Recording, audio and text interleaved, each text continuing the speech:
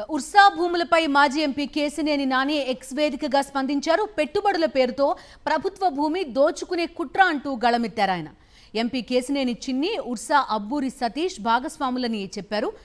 21st century investment properties పేరుతో గతంలో కోట్లు వసూలు చేశారని కేసినేని నాని చెప్పారు. కోట్లు వసూలు చేసి జనాన్ని కేసినేని చిన్ని, ఉర్సా సతీష్ మోసం చేశారని ఆగ్రహం వ్యక్తం చేశారు.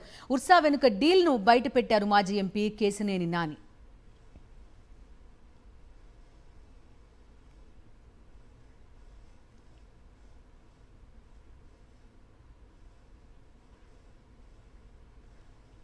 భూ కేటాయింపుల వెనుక ఎంపీ చిన్ని దురుద్దేశం ఉందన్నారు కేసినేని నాని.